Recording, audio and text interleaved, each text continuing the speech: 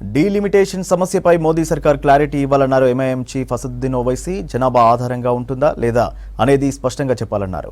జనాభా ఆధారంగా ఎంపీ సీట్ల పునర్విభజన చేపడితే దక్షిణాది రాష్ట్రాలకు అన్యాయం జరుగుతుందన్నారు. కేంద్రంలో సౌత్ స్టేట్స్ రాజకీయ ప్రభావం తగ్గుతుందన్నారు. అలాగే రాష్ట్ర సమస్యలపై అన్ని పార్టీల ఎంపీలు ఏకమై కేంద్రంపై ఒత్తిడి తేవాలన్నారు. అఖిలపక్ష సమావేశానికి బీజేపీ ఎంపీలు రాకపోవడం వారి నిర్లక్ష్యానికి నిదర్శనమన్నారు ఓవైసీ.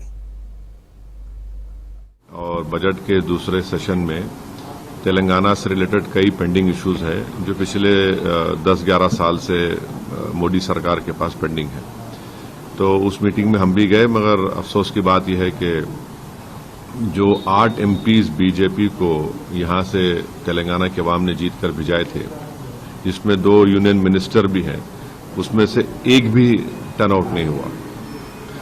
और उनका नहीं आना इस बात का पैगाम देता है कि वो सिर्फ जबानी खर्च करते हैं, तेलंगाना की जब इंसाफ की बात करते हैं।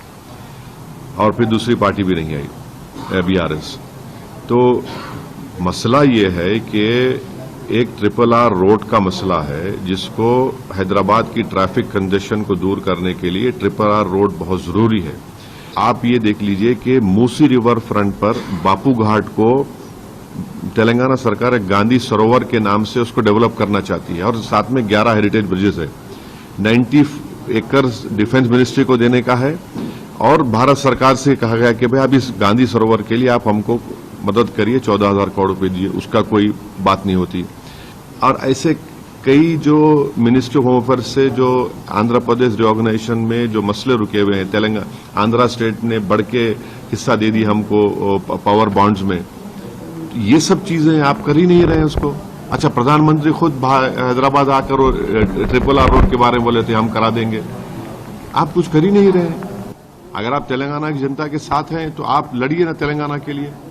जब आप ही खुद फोरफ्रंट में रहकर तेलंगाना एजिटेशन में आप सामने थे, आज तेलंगाना के ये कोई पार्टी का मसला नहीं है, ये तेलंगाना के ओवरऑल डेवलपमेंट के लिए तेलंगाना की जनता का मसला है। इसीलिए हम इसको तय करें कि हम इसको पार्लियामेंट में उठाएंगे और भारत सरकार की तवज्जो इस जानिब हम कराएंगे। हम उम्मीद करते हैं कि देश के प्रधानमंत्री तेलंगाना से इंसाफ करेंगे। हम गृह मंत्री से जानना चाहते हैं, वजीर दाखिला जनाब अमित शाह से, ये प्रो राटा का मतलब क्या है बताइए। प्रो राटा का मतलब क्या है? आप पॉपुलेशन पे करेंगे या नहीं करेंगे?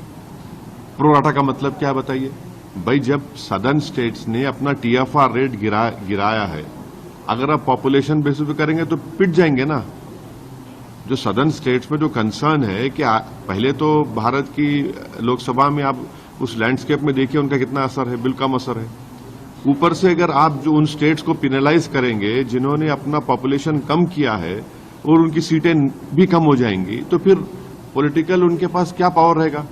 तो ये बहुत बड़ा बर्निंग मसला है पूरे साउथ इंडिया में, और भारत सरकार इसको इजी ले रही है, बहुत इजी ले रही है। हम उनको कॉशन कर रहे हैं कि इतना इजी मत लीजिए, ये घर घर जा चुका है।